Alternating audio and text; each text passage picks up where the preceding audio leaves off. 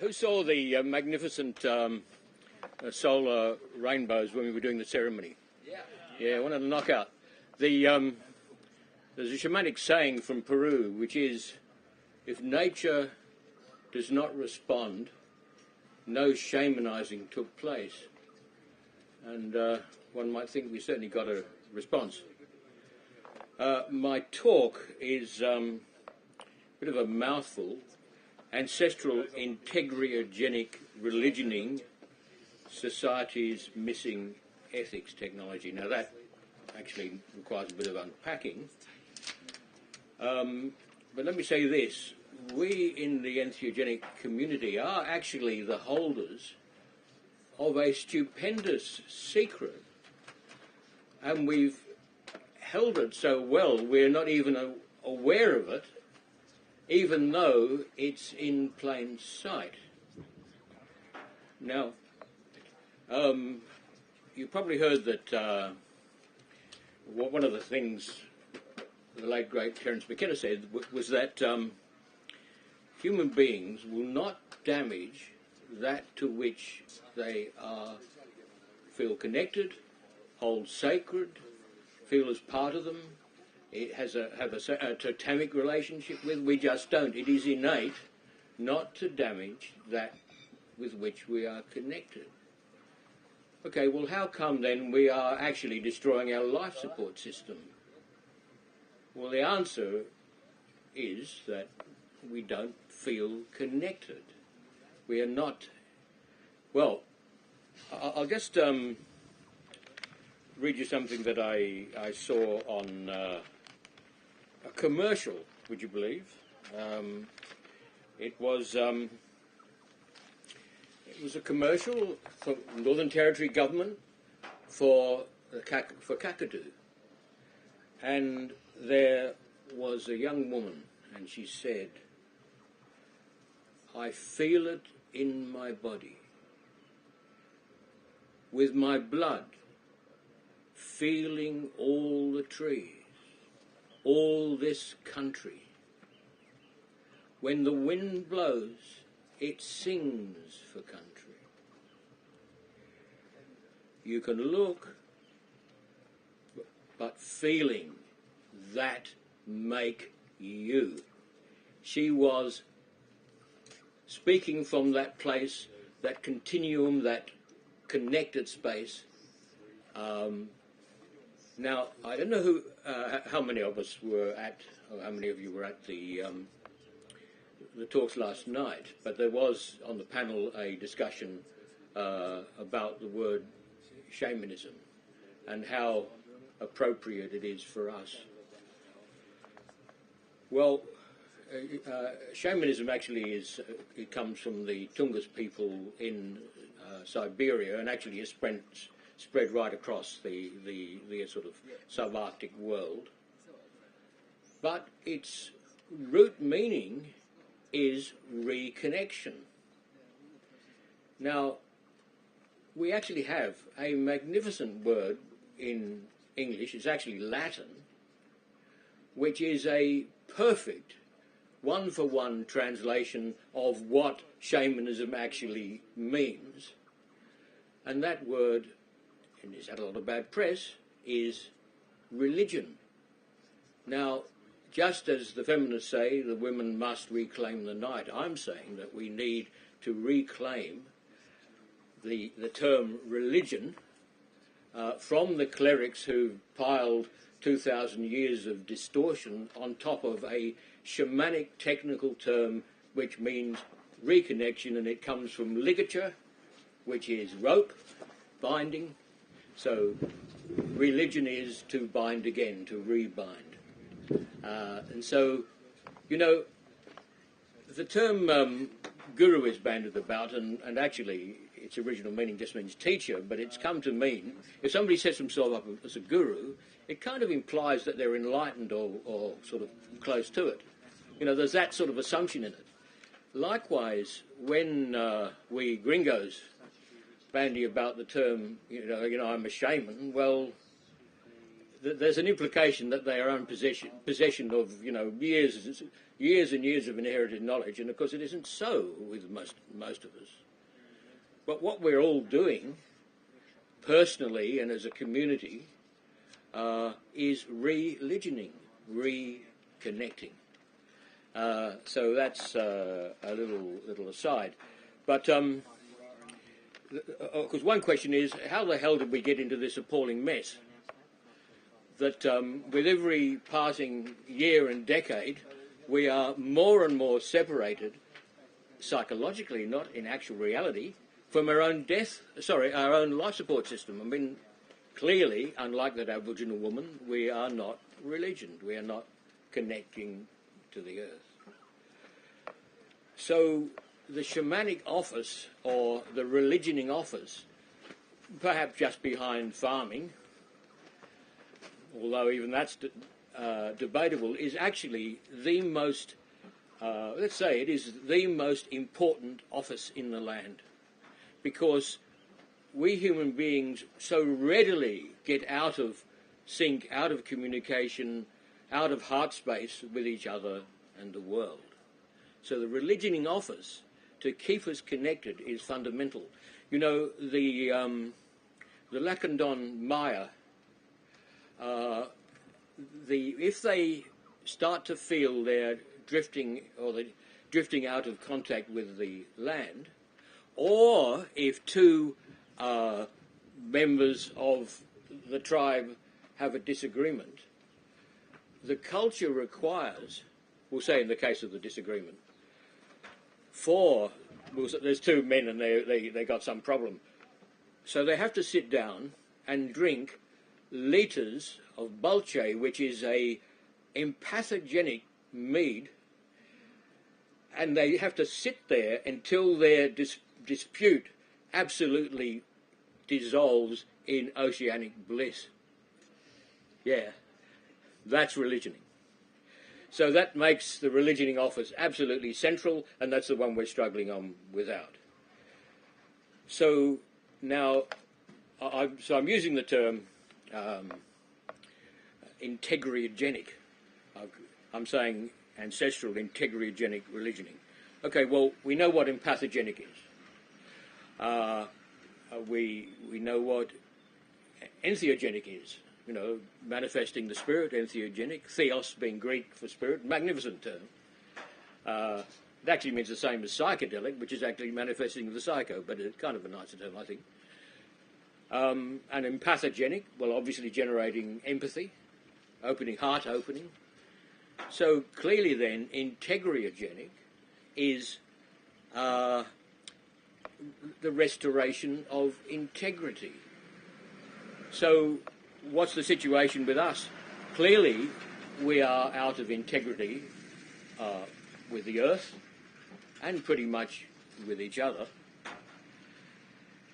Yet, if you look at the plants, they're entheogenic, they're empathogenic. Well, we kind of missed, although we sort of know it, that they're also powerfully integrogenic. Back to what Terence said, human beings do not damage that with which they feel part of, because, like that Aboriginal woman, the country and herself, it's one and the same. You know, that's the absolute transcendental glory of the plants, what they do, of connection. So if we look back at our history, the counterculture, and like I was there, what we were doing, I mean, it's to talk about a chutzpah, we were attempting to enforce integrity on the most corrupt president in the whole United States 20th century, Richard M. Nixon, finally driven from office because of his corruption, and we now know was supported by the mafia. And his sidekick was J. Edgar Hoover, famous for his quote, "There is no such thing as the mafia." And when Richard Nixon got to office, he was locked and loaded to do battle with the counterculture. And his sidekick, the sort of drug czar, come chief of police, comes chief of the secret police, the whole bit, he said, look, you can't actually stop these massive protests by the counterculture across the United States, not just the United States, but particularly the US, you can't actually stop that because it's protected by the Constitution. So he said, let us target the common pleasures of all these people. Let's beef up the laws of, the drug laws, essentially. And his Attorney General, Mitchell, his name was, he later said, the counterculture had its foot on our windpipe. And his counsel, who was later jailed for corruption, perverting the course of justice, all of this, he said, look, we knew that the drugs were not the problem or health issue we were making them out to be. We knew we couldn't make it illegal to be young, poor or black or a woman in the United States. But it was such a good issue, we couldn't miss it. We couldn't avoid it. We had to go that way. So our history then was in the enforcement of which we actually kind of succeeded really of Integriogenic behaviour by these corrupt officials, to the point where Nixon was forced from office, which was pretty damn good. We really came much closer than many people think to actually changing the culture. And what was actually, the paradigm very nearly shifted. And what I'm saying is, now that we can recognise that integriogenesis is what the plants deliver, natural, spontaneous integrity. Look, you can tell how far a culture has diverted from natural, spontaneous, ethical behaviour by the size of its statute book. So where does that leave any culture you would like to look at on earth with our ever-growing statute books? If one is integrity, one does not damage that to which one is connected to. Like, what sane parent, no matter how much you paid them, would harm their child? None, because it's innate. So this is the very great secret. It is such a secret that it has the potential to actually lever us back to centre stage as we were in the 60s. Now, Melanesian chief, Jimmy Stevens, his name was, he was what's called the Moli, which is the paramount chief of 25 Vanuatu tribes. And these people, the Narcotics Federation, they were attempting to restore the custom way of the Melanesian people, and they referred to those who had become clericalized, Christianized, as the lost people. And he said this to me: one day our lost people will know they must return to the root. One day our lost people will know they must return to the custom law. One day our lost people will know they must return to the land. One day our lost people will know they must return to the mother. Okay. By the way, yes, there are universal principles, and we attempt to connect to them, of course. But connection is always local. That is, the actual roots of the tree are actually where you are. And one of the problems with ideologies that stem from somewhere else where we're not living is they actually put us into orbit and actually disconnect us. Like, with all due respect to our Prime Minister, she wants, to make like Asian languages is fine, taught in schools. But look, honestly, is Mandarin or Hindi going to connect us any better to this land than English has done? English actually does not spring from this soil. Surely the sensible thing, if we recognise that religioning, reconnection, is actually central to our survival, surely we must learn Australian first. And that is the local Australian that actually springs from the soil where we live, and some of this is happening. There's been, because the Australians say that even their lost languages are not actually lost, they're sleeping, and there's been quite an effort in, actually I think the New South Wales Education Department, bless them, has actually, this is a goal, teaching Australian first, but there is one problem, insufficient language teachers.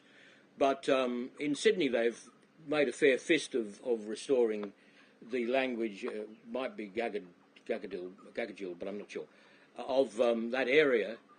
And the children, where it's being taught, they love it. It's an Aboriginal by the name of Green, Mr. Green, and you think, more language, Mr. Green, please, because they're out in the playground, they're chatting to each other in the language that actually applies to everything they see, and it brings them home. Okay. So anyway, I was saying, how the hell did we get into this hole? Well, it's. I think I'm right to say it was this. There was a variety of Christianity, which has become known as Nicene Christianity, and essentially this lot was a rather anti-Semitic sect, which the Roman Emperor Constantine nationalised and used as a political tool to try to reunite his fracturing, or in fact at that stage completely fractured empire. Now, the Santo Daime people have an interesting take on that. They say that when Constantine took over Christianity as it then was, the spirit fled to the jungle, which is kind of nice, really. And the guy that followed was a guy called Theodosius I, and he did a number of things. Of course, we know even today of the Eleusinian mysteries, which seem to clearly have been entheogenic, and it was the most widely known of the great, in this case 2,000-year-old entheogenic mystery of Greece. Yes, of ancient Greek, but the Roman and the Greek world loved this. They used to say, thrice blessed those who have experienced the Eleusinian mysteries, life is restored to them. They are never the same. They have gone home. Theodosius I closed the Eleusinian mysteries and all of the others. Now, it's interesting that the ancient Greek church talked of two things. The agape feast. Agape is a universal love. And they also spoke of something called lustration. And lustration, luster, light, lux, light. Now, that was, the agape feast and lustration were widely known. But they're not widely known in what passes for Christianity today, except in the Brazilian churches, which are in a sense reincarnated the original Greek church. Because I certainly can say that, like, I participated in many ayahuasca ceremonies in the Amazon and here, and the shamanic style, and marvellous they are, and you all know, all those that have participated, there is this, at the end of it, I call it the serotonin sunshine, but there's this wonderful togetherness that you get. And there is also this experience of the light. But I have to say that what you get with Santo Daime absolutely bloody blows you away. I mean, it is like taking a light shower. It washes you to your soul. And the agape that follows, oh, God. Yeah, so this, I think, would demonstrate to anyone that, you know, the lustration and agape is absolutely back. Okay, well, what else can I say? Yeah, look, the type of modernity that we find ourselves in is a disconnecting sort of modernity. Look, we all like modernity, we all like modern tech and all of this stuff. And it's been said that the human being is the technological ape. But honestly, we don't actually have to have a disconnecting modernity. We can have one, and we're actually, I would say, developing one, that reconnects us. And that, I would say, is the goal. You know, the Aborigines have a saying. They say, it's as difficult for the white man to think inside the land as it is for an Aboriginal to think inside it. And what the Integriogenics open up for us is the ability to think inside the land, to be part of the land, just like the woman on SBS, the Aboriginal woman mentioned.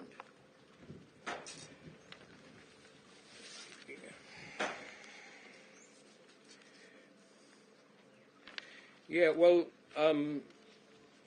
perhaps I'll stop at this point and deal with any questions, which will sure to trigger up other points I could raise. At this stage, are there any comments or questions?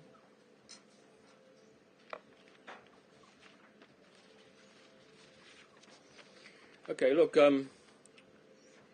Pope Benedict VI said this, not long after he went into office. He said, "We must listen to the voice of the earth while there is yet time." A beautiful statement, but regrettably, he hasn't got the first clue how to listen to the voice of the earth. And this, again, is where Integriogenic, where Entheogenesis, Empathogenesis, where our community comes in. Archimedes said, "Give me a lever and a place to stand, and I can move the world." Well, guess actually who has control of that lever? It is our community. And Carl Jung said, "If benevolent preaching alone could do it, would we be in these dire straits?" So what is lacking, of course, is an Integriogenic technology. I mean, what is illness? Well, let's look another way. What is death but disconnection? What is illness but out integrity on a physical or mental level? Yeah. So we must restore the religioning office, the reconnecting office, and that is what the indigenous peoples across the world have maintained. So I think we need to. Well, in the 60s we were naive. We tended to use the plants and the spirit molecules as entertainment. Despite that, they certainly spoke to us. But in the last 40 or so years, many of us have actually sat at the knee of indigenous people who actually have set us straight. And the glory is now that we have all these wonderful people, facilitators, introducing us to the medicine, ayahuasca in particular, but not exclusively.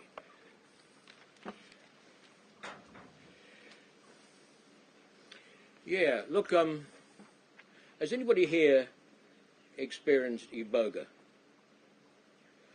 And I haven't yet, although I'm a little short of courage, I must admit, but it is actually on my schedule. But those I've spoken to say that this is the preeminent moral medicine. It holds your your feet, for 36 hours to the harm you've done to others. You experience the harm you've done to others from their perspective.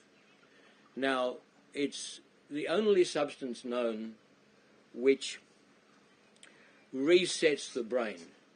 You go into an iboga experience completely addicted to, we'll say, an opiate. At the end of it, you are no longer addicted. It is extraordinary because it has reset the brain. But it's known that with the opiate addictions in particular, one is running from something in your life. It seems to be something that you've, some anti-life immoral act, unethical act. And in this lovely cloud of cotton wool and which the opiates produce and I experienced in the Golden Triangle some years ago. Look, you can carry on doing all sorts. You can rob from your parents and your lady friend and all the rest of it, and you don't give a stuff because it's all out there, and you're behind this lovely cotton wool blanket. Well, iboga will make you actually fix your attention on all of that. You're no longer running. So there you have, in such clarity, the power of an integrogen, the power of a moral medicine.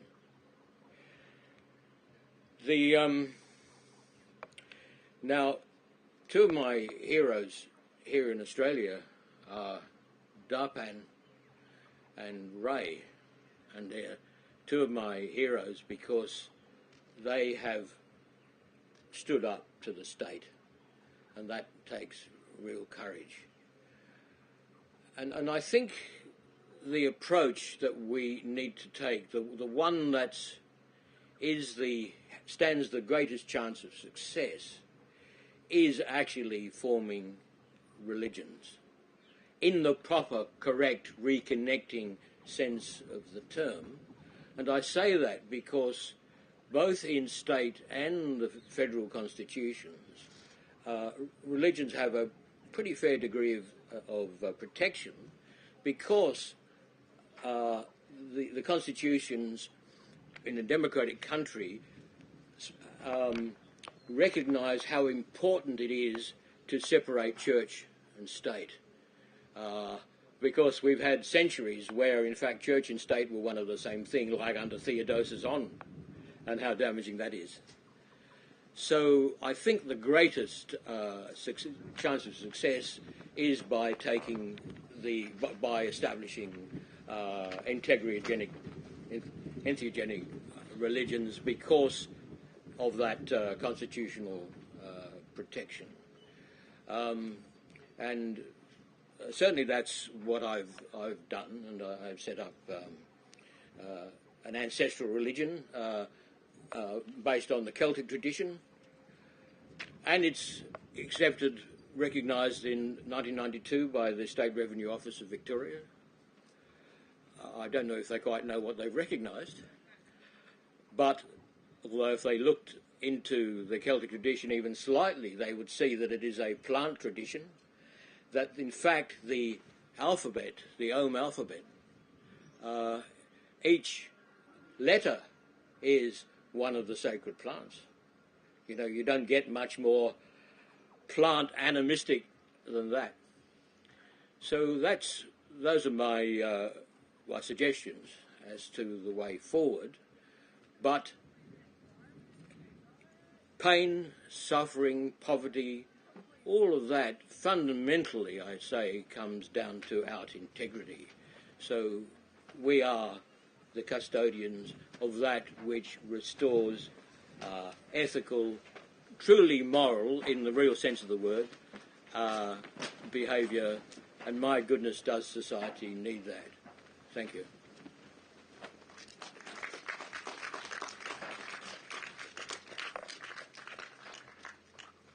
Yes. So, any question? Yeah.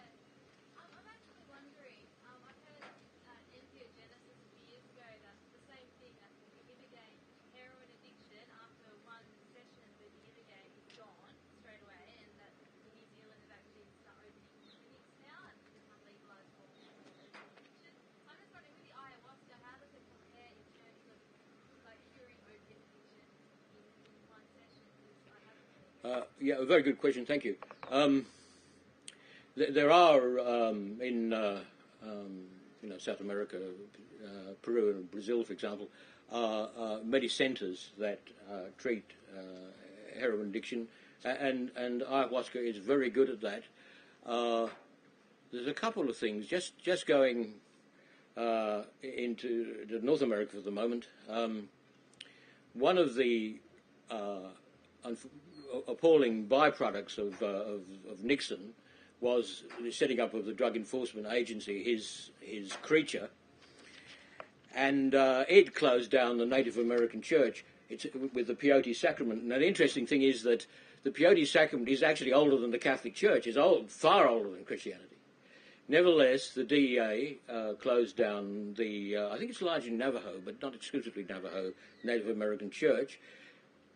But in stepped Congress, and they introduced the Religious Freedom Restoration Act, and so the church came back into being. Although they can only use wild collected mushrooms, they're not allowed to grow them, which is actually quite anti-conservation. But anyway, but it's absolutely renowned, and Harvard University, for the moment his name escapes me, but anyway, the professor from Harvard did a whole study of alcoholism and other addictions amongst the Native American church, and what they found was that they disappeared, and that the members of the church, that they got their lives back together again. So it is not just Aya and Iboga that are integrigenic, that restore the integrity of people.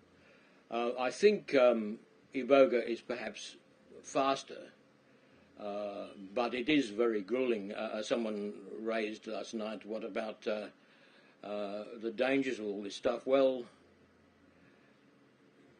let's face it, what we're doing is dancing on the edge of psychosis. You know, it's hairy stuff, although it's an enormous adventure. Yes, there are some casualties, especially from Iboga, although it's mostly due to the fact that people are getting treatments, going into session, who are in appalling health as a result of addiction. So for a person that's in reasonable health, the danger is not high. But yeah, there are no free lunches, and Iboga is perhaps the most risky, but not. Like certainly if you're addicted, I mean, wouldn't one try it? So anyway, back to your question. Of course, ayahuasca does deal with it. Oh, I should also say that Dennis McKenna was one of the scientists involved in the Huasca project. When the United States started leaning on Brazil to try to force it to ban ayahuasca and other native sacraments, the government established a commission. Well, two things happened. The government established a commission to look into the ayahuasca sacrament, earth sacrament religions, and also one of the churches, the Uneo do Vegetal, which is union with the plants. What a lovely name, union with the plants. Anyway, they brought in these scientists, as Dennis McKenna, Dr. Charles Grobe at UCLA, psychiatrist there, professor of psychiatry there, and they found that those that had joined Uneo do Vegetal had dropped addictions, they got their lives together, a complete change. See, this is the glory of what we got. It's not faith-based. The plants work whether you believe it or not. You're going to believe it, actually, after trying them, but this is the thing. Religioning does not have to, well, I doubt whether pure belief is even sufficient to produce genuine religioning. And this is, of course, what happened to Christianity when they dropped the earth sacraments. So, anyway, and one of the other things that the Ayahuasca Project discovered, and you can look it up on the net, was that ayahuasca is the only plant known to actually build new serotonin receptors, which is pretty extraordinary. There's another couple of things. I think at EGA, the last one we had in the bush, there was a guy who'd been doing a lot of encephalograph work with the plants, and it may have been him who said that if you been meditating for 30 years, you may achieve what's called brainwave synchrony and brainwave coherence. Brainwave synchrony is when the the occipital lobe, the prefrontal lobes and the occipital lobes function as a single entity, and coherence is where the right and the left hemispheres function as a single entity, and it seems to be a marker of the fully religioned, utterly reconnected state. And if you meditate for 30 years, you might get it. I've meditated for 22 years, and so I have a few more years to do, apparently. Okay,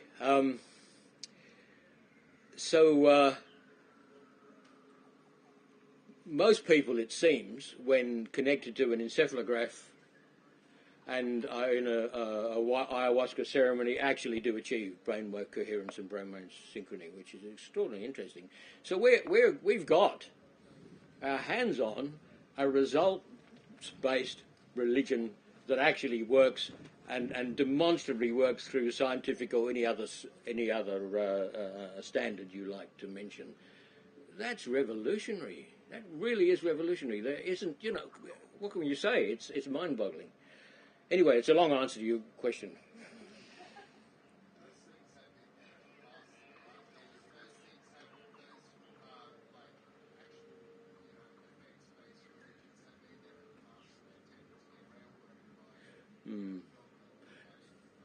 Yes, I wouldn't be surprised at all,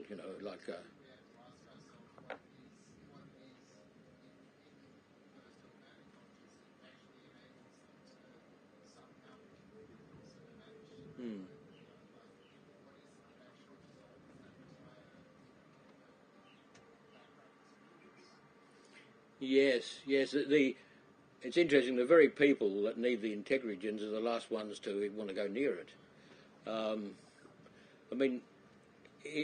It's clear now that both Hoover and Nixon, that really accelerated the situation and got us into this hole, were sociopaths. And there was work done in the 1960s with sociopaths, or psychopaths is one of the same thing, and it was found that that the entheogen LSD made them worse. So we can't actually. It seems it reaches people that, well, it doesn't reach sociopaths, and of course the sociopaths are only a tiny percentage of the population, but they have inserted themselves into all states of power. Yeah. So we have a mighty powerful tool, but it isn't going to affect everyone. Although I believe that we can, it'll benefit most people.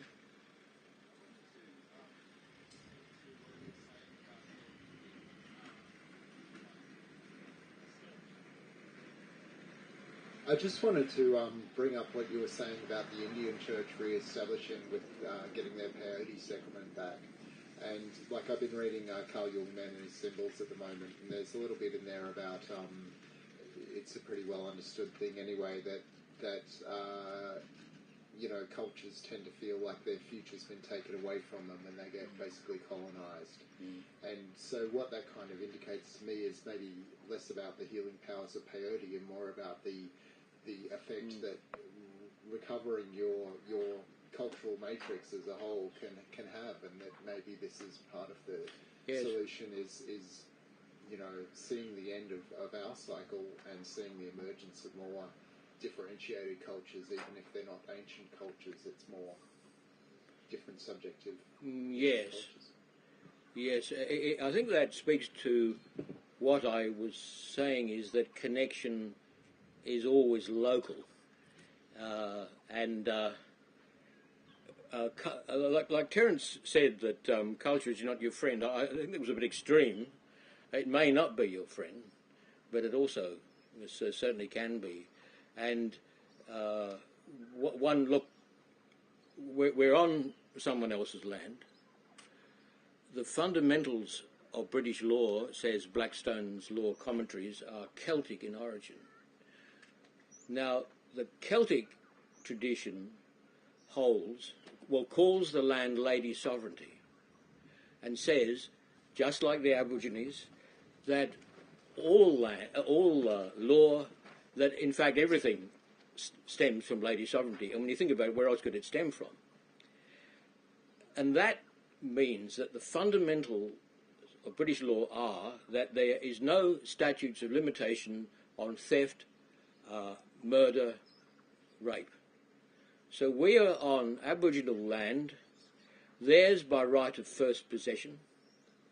We haven't come to any agreement so far, although hopefully we're moving in that direction. We don't have like the Treaty of Waitangi as they do with the Maori. But we certainly have to, by our own law, we have to come to a just arrangement with the actual owners of this land. And it's very difficult, because it is, from their point of view, it's a bit like coming to a just arrangement with a home invader who's sitting in your lounge with a shotgun across his knees. Yes, yeah. But yes, cultural integrity is the centre, and if we are going to stay here, we absolutely have to reintegrate with this earth where we live. And to that end, the indigenous people can be of enormous help. Yeah, I was just wondering what you were talking about the earth sacraments at the origins of Christianity. I was just wondering what they might be and if they're related to Joseph of Arimathea going over to Glastonbury and the start of the Second Trilogy. Say anything about that. Yes, it's interesting that hawthorn, that his staff, which they keep vandals keep destroying, is actually Middle Eastern. And luckily there are so many clones of it around that even though the original has been destroyed by vandals. Yes, what to say? I think, sort of stepping back a little, I would say that the search for the Holy Grail and the whole thing with the Arthuriad is really it's a sort of a Christianized version of the search for the cauldron of rebirth. And this gets us right back into the Celtic tradition and how it's fundamentally earth animistic.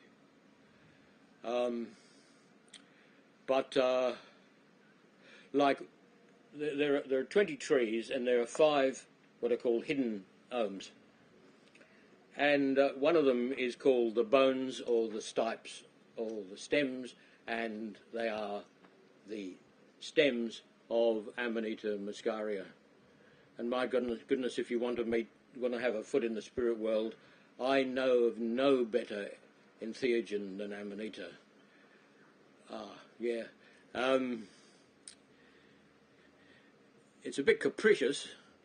You know, that's the thing with it. You never quite know whether you've taken too much or not enough. And I've been journeying for 15 hours with her, which would be fine. I don't mind that, but it's just that I remembered almost nothing. But normally, as Ray was saying last night, you go into this half sleep, and you're taken on this magnificent journey. And the glory of the Amanita vision is, if you want to interrogate that vision for 15 minutes, you've got it. The difficulty with the ayahuasca, wattlewaska, somacacia, I find, is that visions are a bit fleeting, but they are not with Amanita. So anyway, this I can really only speak around your question because I don't know. I mean, what were in those files that Joseph Arimathea allegedly carried? We do know that in Africa and in the Middle East, acacia was and still is, especially in Kurdistan and I guess underground in Iran, are entheogens. So could it be that was what Joseph was carrying? I don't know. He wouldn't have needed to. The Celts knew all about the plants. So no, I can't say anything really very insightful on that.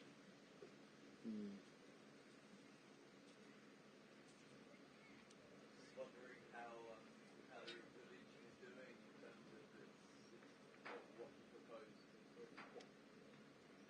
You've had it for 20 years? Yeah.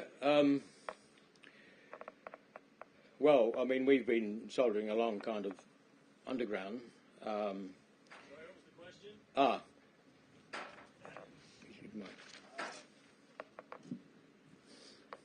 Basically, I'm just asking how the religion is going in regards to its intended purpose. It's been going for a while now, so. I mean, Yes. Okay. We've continued on a kind of an underground basis only, but since in 2010 the International Narcotics Control Board, which is again a Nixon legacy essentially, decided that it was wants to prescribe the entirety of shamanic plants across the planet. I mean, my goodness. And I did put in a submission to the Attorney General at the time, but I've been mulling over what I should. I'd like to say something else to Nicola Roxon. I'd like to point out that this is really interesting. Those cultures that don't actually have a drug abuse problem, or almost none, are the indigenous cultures. That is, the entheogenic indigenous cultures. And how is it that world governments slavishly adopt sort of drug abuse strategies from the one country that's made an absolute dog's breakfast of its drug policy, rather than emulating the many indigenous cultures which are by Western standards, drug abuse free, surely? And what is this? Like, what happened to evidence-based policy? So, if the drug abuse problem is to be resolved, those are the people we emulate. Now, I think, look, Nicola Roxon has now managed to get through this, her legislation to deal with plain packaging. And I think in Australia, certainly in Australia, we've come to recognise that really the solution to drug abuse problem, which in this case is tobacco abuse, the most widely used healing plant in the Americas, here gives us cancer and lung disease. I mean, how come the penny doesn't drop? Anyway, it's culture change. So they're not going to solve the drug abuse problem without us. That's what I would say.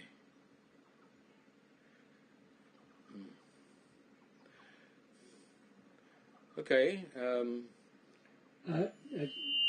Sorry, just one question.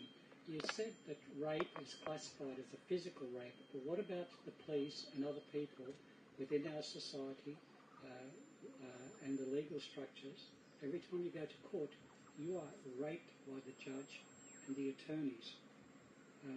Does that statute of limitations still apply or not in that morally or on the statutes? Like they can do anything they like with the law, but the fundamentals are that the law stems from lady sovereignty, which is her. And if you abuse one of her children in any way, or the land itself, you are actually violating our own law, our own basically fundamentally Celtic law, and that is you'll find that in Blackstone's law commentaries. The British law is Celtic in origin. And so we have the same insight that the law stems from the land as all other indigenous people do. So yes, you're being raped, and they can make it legal, but they cannot make it moral.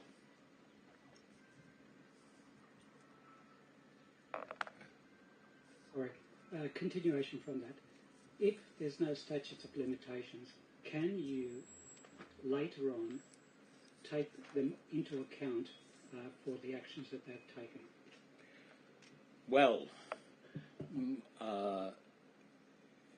come the revolution, I mean, this is the whole thing with statute law. They can do whatever they like, but it is still rape.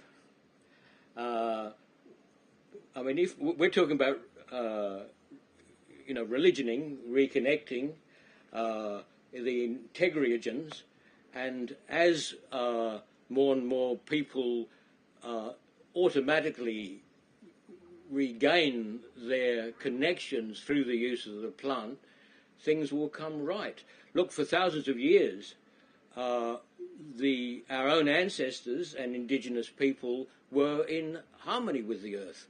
Ever since as Terence McKenna used to say, we were driven out of the trees by climate change, and we started eating mushrooms. And which makes the difference between us and our other cousin apes. So what we're all talking about is the archaic renaissance. This is a return to source. And the bridging technology, the religioning technology, are the plants. So it gets back to doing what we're doing, but more so. And the fact that we are in possession of this Integriogenic technology, the technology of real ethics and morality, means in the longer term that things will and must come right. I don't know about you, but I totally trust the plants. I've just got two questions.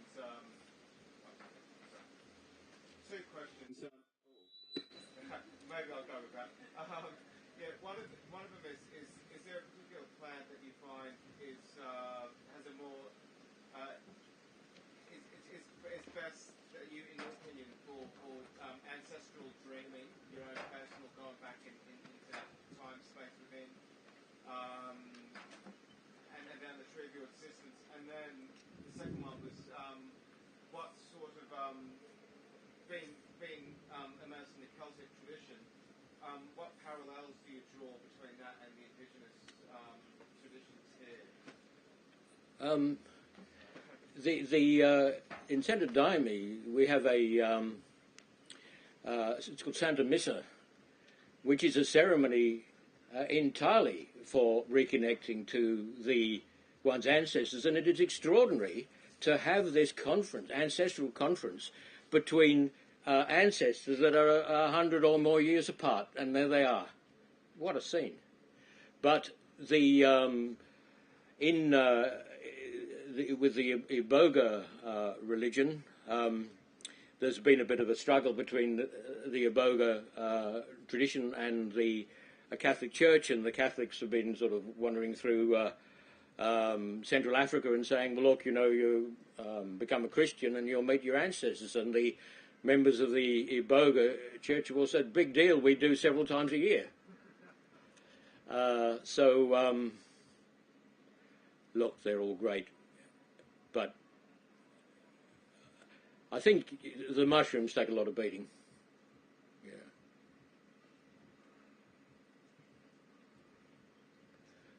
Okay, well, if no more questions, thank you very much.